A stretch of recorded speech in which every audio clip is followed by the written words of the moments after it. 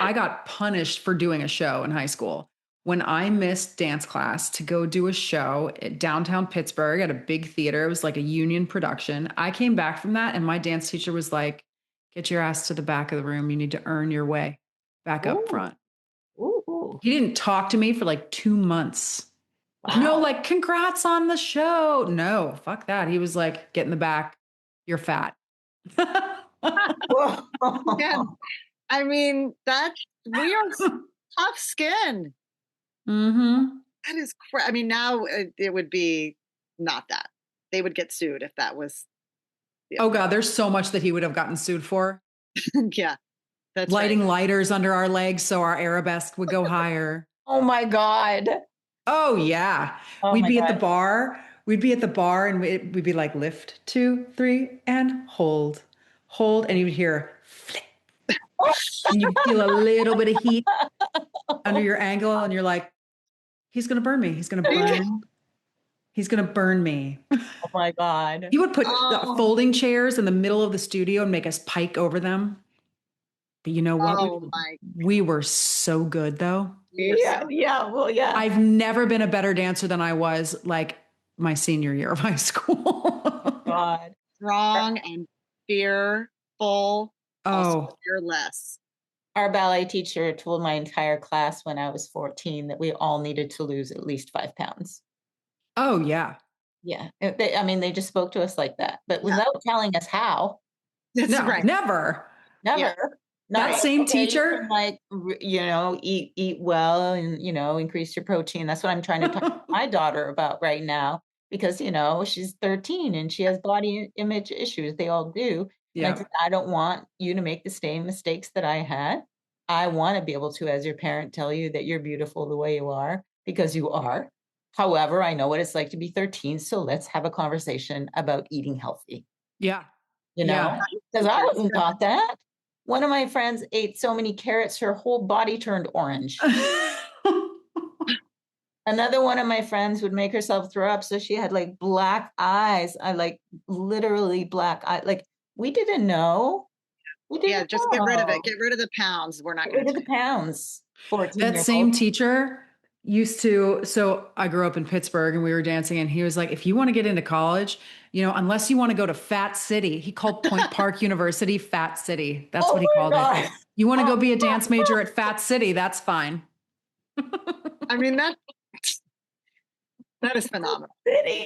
Phenomenal. No. And then one time we were standing getting ready for warm-ups and he looked at my friend and looked at her stomach and said, put that away. Put that away. Get rid of it. Oh my God, no wonder we're all fucked up, right?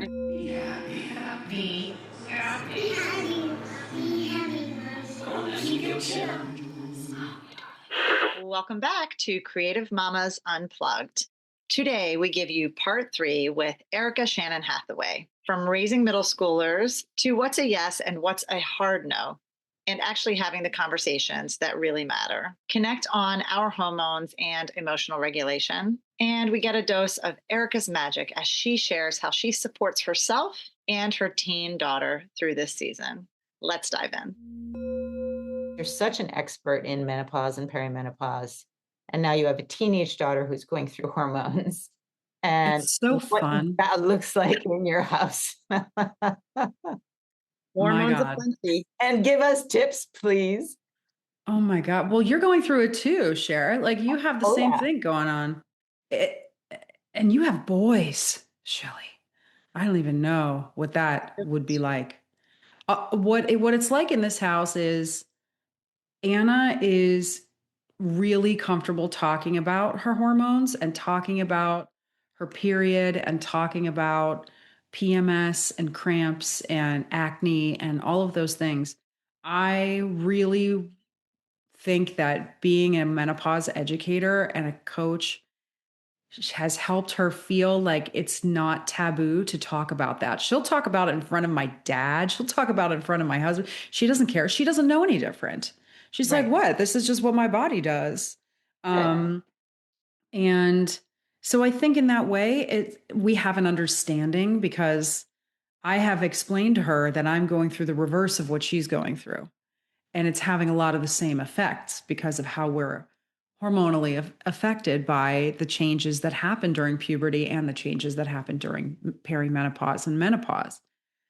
Um, Also, we are pretty aware in this house whenever she has her period, or she's like, "Mom, it's my day too. Can you please lay off of me?" Oh my God, my day too. And I'm like, what kind of monster have I created? Because So uh, specific. yeah, because she's so specific about it. She really knows. And it's it when I was a kid, our parents didn't talk to us about shit. I figured everything out on my own, and it's no reflection of my mom being anything but a stellar mom, but like our parents just didn't tell us things. And so I had a lot of confusion when I was younger, so I wanted her to feel comfortable talking about these things, at least to me. I never intended for her to be so super comfortable talking about it in front of everybody, but I think it's freaking great. I love it.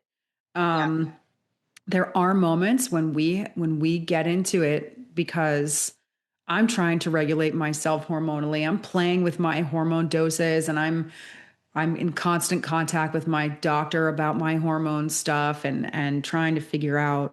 We also have external stressors going on too. So I'm like, what is my hormones, and what is the situation? Like, and that's hard to figure out. And also, I said to my husband just before I got on this call with you guys, I was like, it's actually kind of annoying that I know as much about hormones as I know, because if I didn't, I feel like I'd just be blissfully ignorant about it, and be like, not that I would feel better, because I do think that hormone therapy and all those things are very beneficial for me, but I think that I would just be like, just fix it, Erika. Like Gen X myself, and be Yeah. like, just fix it, handle Mm-hmm. it. Mm-hmm. Instead, I'm like, well, maybe I need to start DHEA again. Maybe I need to up my dosage. Maybe I need to regulate my cortisol a little more, and I get so annoyed with myself. But in the long run, I think it's good. And Anna sees it and has questions. And, I think that just the openness is nice. The openness. Well, that's the Yeah. difference between, and again, to your point of like, we all had great parents, right? It's like, it's just the openness of it all, the openness of the menopause talk, the openness about sex, the openness about how your marriage changes when you have kids, Yeah. things like that, that like we now see because we're in it.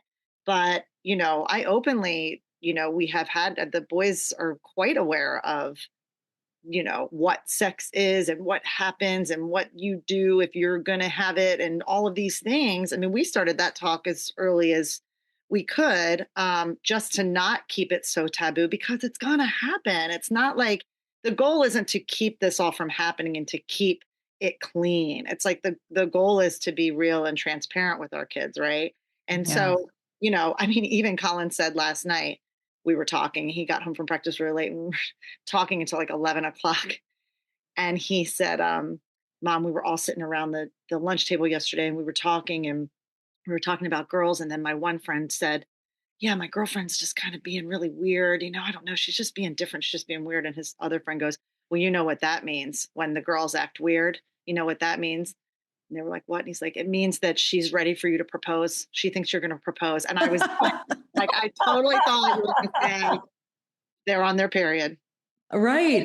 I love that that wasn't a like, you know what that means? I mean, she's on her period. Like they're so much more socially conscious, I think, these kids, but it's really funny. Aw, That's so cute. that's so cute. I've been talking to my girls, and I'm like, girls, I'm going to talk to you because they're wearing these sexy little outfits now. They're 13 and they have got their I mean, they've got their little tanks and their belly showing, and they're Mhm. and they've got their makeup and their hair, and they look beautiful. Yep. And I always say to them, you have full autonomy over your body. There is nothing wrong with wanting to dress however you want to dress. If you want to wear a crop top because it makes you feel good, then go ahead and wear that crop top. You wear whatever you want if it makes you feel good. However, I want you to know that you are going to attract boys. And the older you get, you're going to see more and more of that. So you can choose to wear whatever you want. You can have that low cut top, but it is going to attract the boys. And so it's up to you to decide how you want to tame those lions. That's so true. That's so true. My daughter dresses, it oscillates between homeless, oversized hoodie and sweatpants Mm-hmm. to tube top, Mm-hmm. jeans, hair. I'm Mm-hmm. like makeup, but it's like and my daughter has like a banging body. I'm like, where did you get that? Her butt is like amazing and she's got boobs. I'm like, oh my God, oh my God, oh my God. Like you're old. You're like a teenager. I have to worry about you in a different way now. So I have to have that conversation with her too. Like, I want Yeah. you to feel really good, but just know, like, you have to deal. And sometimes when you attract boys, you're going to attract them for the wrong reasons. So you have to be prepared. Yeah. And I haven't even had like the consent conversation with her yet. She's just not there yet, I think, but it's time. Yeah. I have for a while, and they're always like, "Oh, mom, ew, please stop." I'm like, "You want to talk about sex? Come talk to me about sex." Yeah. Yeah. I said to Willow yesterday, "You know what a condom is?" She was like, "A what?" I was like, "I'm going to explain what a condom is." Mm-hmm. She was like, "Oh, mom, I don't want to hear it," but But now she knows. Yeah, Yeah. they have to know. They have to know. Kids are growing up too fast. And it's the world that we live in, and it's what they're exposed to. So my daughter is obsessed. Yeah, my daughter loves reading. She reads like a crazy person, and she reads like romantic books, like all cool. Those Lynn Painter books and, those little meet cute books. And I'm like, oh my God, like, can't you read Percy Jackson? Like, can't you read like Harry Potter? Right? Yeah. Oh, but yeah. But it's happening. I mean, it's like that's the interest. I mean, my son's watching Dexter. What a terrible mom I am. He's like, Mom, I started watching Dexter. I'm like, let me join you. Let me with me. Okay. Yeah. And but like, we've held off on like scary movies, horror movies. Like we really like paid close attention to that. And he's 14. And like, look, if you can handle the blood and the gore, I'm not mad at that. It's time. It's fine. Like you've built up, I think that he's okay with that. But it's the way that they treat women. There's a lot of murdering sex workers. There's a lot of the B word being used to women because this was this was like what, like 2010, 2011, 12, something like that. Like it wasn't that long ago, but it was all like pre-Me Too movement and all this stuff. So it's like, there's a lot of old, patterns and ways of speaking that I'm just kind of like, that's not, we don't do that, right? He's like, Mom, God, I know. Okay, just watch a show. But I'm like, look, if this is all his friends are watching it, and this is the first show that I feel like he's watched that is like heavy content. Like he doesn't watch Breaking Bad. His friends watch that. Really? Watch Breaking Bad. Yeah. I mean, that like they're all very into all these adult series that we've already watched, my husband and I. But I'm like, okay, if you feel like you can handle it, I keep an eye on it. But I think at some point I have to like start letting go. We have a lot of other things in place that are very protective, especially around phones and screens. But like, I want them to watch shows, but I don't know. We'll see. I mean, I take it case by case, but these are the things that are interesting to them at times, his age group and the boys that he's with. I mean, he also watches a lot of very benign shows, but this is one where I'm like, well, okay, I guess if it's coming, I have to pick my battles. I cannot battle every single thing. Yeah. And did they get into Stranger Things?